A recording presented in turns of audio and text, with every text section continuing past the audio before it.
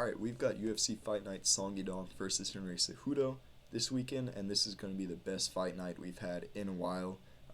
Finally out of the Apex in front of a crowd in Seattle, I believe. This should be a great fight night because we've got big names on there, ranked fighters, and really great up-and-coming fighters that I think have potential to be top 15, top 10, top 5, even fighting for a title someday. So let's get into it. Let's talk about these top 5 guys to watch on UFC Seattle. Song Yadong versus Henry Cejudo. We're going to start with Silva, obviously one of the most hyped up and coming guys there is. He's got that Fighting Nerds brand. He puts on those broken glasses after his fights, says some crazy stuff. Super fun guy to watch. He's only 28 years old at this point, already 3-0 in the UFC, all by TKO. He's coming off 2 back-to-back wins. I think they were only like a week or 2 apart over Charles Jourdain, in which he did miss weight, which we'll talk about in a second. And then a great win at lightweight over Drew Dober. Super fun fight, one of my favorite of the year. He won that via TKO with a nasty cut from a spinning elbow. But against a guy that's not named Drew Dober, who doesn't have one of the most ridiculous chins in the UFC, probably would have knocked him out 3 times already, right? He has a ton of power in his hands. We saw in his uppercuts, especially against Charles Jourdain. He's got that type of power where he taps you and you just go down. He doesn't need a lot of space. He doesn't need a lot of time to get his punches to the target to have power. He's got that quick, compact boxing power, which is great in MMA, right, with those little gloves. That stuff works. That stuff works really well. He's very dynamic. He'll throw all sorts of stuff like he did against Drew Dober. Spinning elbows, spinning back fists, knees, jump knees, kicks. Really good, really well-rounded, but he is boxing heavy with his hands, which is the way that most knockout artists tend to be, especially in MMA. Expect this one to be a fun one. He's fighting Melsik Bagdasaryan. Not the greatest opponent, honestly, a bit of a step down from Drew Dober, but I think what happened, he really wanted to fight. They got him a fight. If he wins this one, especially if he wins this impressively, which I think he will be looking to do because it is a bit of a step down for him, right? I think if he does get that early knockout or just really great performance, he's going to have a good call out. He's going to use his Fighting Nerds glasses, stuff like that. And I think he is going to get a shot into the rankings. So that is something exciting to look for. Now, this guy is massive at featherweight, and he does struggle with that weight cut. We have seen him miss before. I think a move up to lightweight, to be honest, is a good move for him. We've seen featherweight success translates pretty well to lightweight success in the past. But he also needs to prove that he can make his weight at featherweight too, if that's what he wants to continue to do. He beat Kevin Vallejos on the Contender Series, which is probably maybe his second best win after Drew Dober. I think that win's going to age better and better because we are going to see Kevin soon. That guy's like 23, 24, and already super great, slick boxer too, which we'll talk about him in a video like this in the future, I believe, because he is fighting very soon himself. So, Silva, expect a quick knockout or expect a super great dominating striking performance. Just know that fight will be fun. Don't miss that one. Alright, and then we've got another the 2 Genes fighting on the same card. This guy's even younger, Matsumoto, only 25 years old, 2 wins already in the UFC, and his overall record is a perfect, undefeated, 16 wins, 0 losses, 0 ties. Out of those 16 wins, almost all of them, 13 of them have come by finish. Super well-rounded guy, 6 wins by sub, 7 by KO.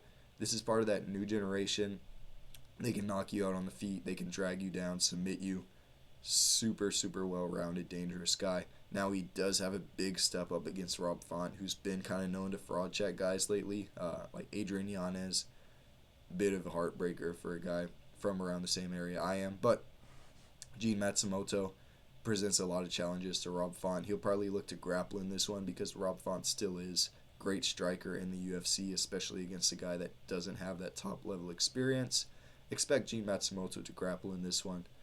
Very physically strong, big at bantamweight, young, powerful. I think the physicality is going to be a big problem for a guy like Rob Font, who is definitely deteriorating physically, although he is still very skilled. Respect to Rob Font, but I see Matsumoto getting this one done. I think he might be an underdog as well. We'll see, but I think Matsumoto is a good pick here. Really good guy with good potential. Alright, Ibo Aslan 28 years old at light heavyweight, which means you got like 10 years left. 14-1-0. All of his wins have come by finish. All of his wins have come by TKO. That one loss against Anton Turkalj, I'm not sure if that guy's still in the UFC, but he was at some point. He's not very good, so that loss doesn't look the best on his record. But Ibo Aslan redeemed that with a TKO in the UFC last year in March. So can't really count that one against him because he's shown he's not that guy anymore that's getting subbed by Anton Turkalj, which is good. Obviously, it's the striking that's really special about this guy. He's not going to be fighting a grappler in his fight. He's fighting Ion Cutelaba, who's dangerous, powerful, decent striker, but very sloppy, very beatable.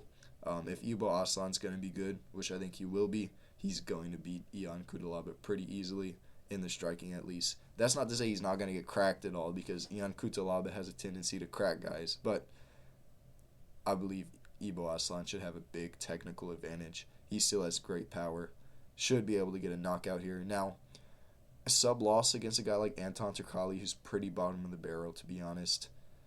That's not great, but he's redeemed it since then. So a little bit of grappling deficiencies, but no problems in his striking whatsoever. He's been getting quick knockouts his entire career, so expect to see that continue. This is a guy that they'll push up to the top of the rankings because he is a guy that's kind of that Middle Eastern. I believe he's Turkish. He'll get support in Saudi Arabia, stuff like that. And light heavyweight needs contenders desperately. They've got a bunch of old guys at the top in a very, very shallow division. So expect this guy to get a win and go straight into the rankings.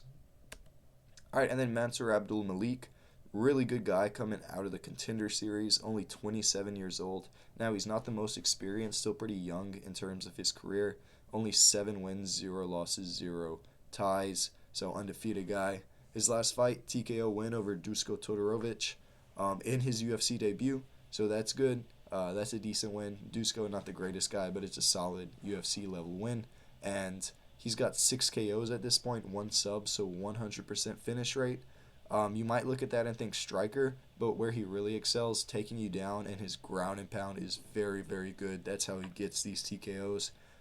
He's like a very heavy, powerful guy on top, really good downward pressure, and when he gets on top, when he gets a dominant position, mount is what he likes to get, obviously. He's going to land down ground and pound on you, and it's going to hurt you, going to put you out. He's fighting Nick Klein, who's making his UFC debut. Nick Klein is a pretty decent grappler, but I don't think he has that same potential as Mansur Abdul-Malik. I don't think going to the ground is a good strategy against a guy like Mansur Abdul-Malik.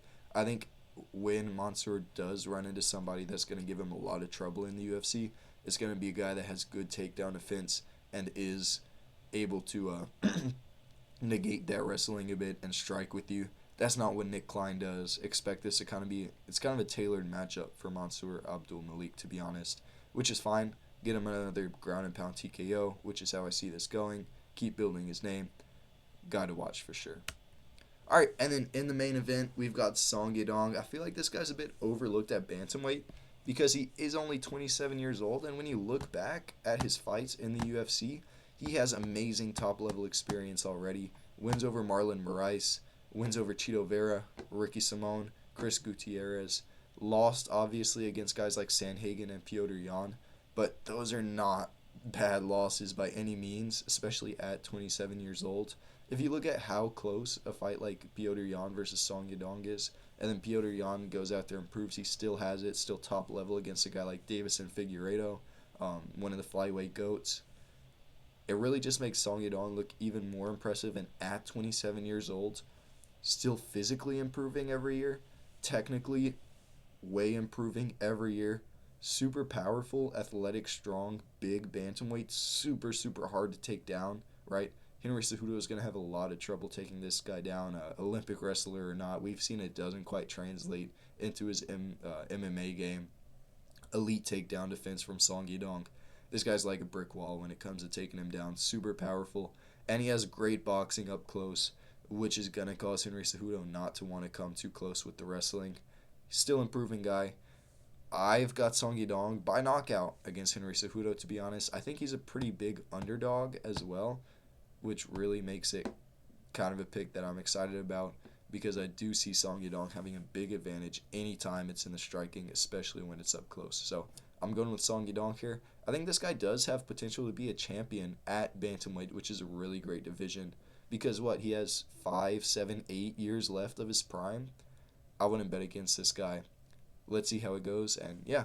So that's my 5 fighters to watch on UFC Fight Night Seattle. Song Yadong versus Henry Cejudo. Let me know what you think. Let me know if these guys suck. Let me know if they're great. Just give me your opinion. Anybody else on this card that I'm missing, let me know. I know there's some other good prospects on here too, but these are the 5 I wanted to highlight. And have a great day.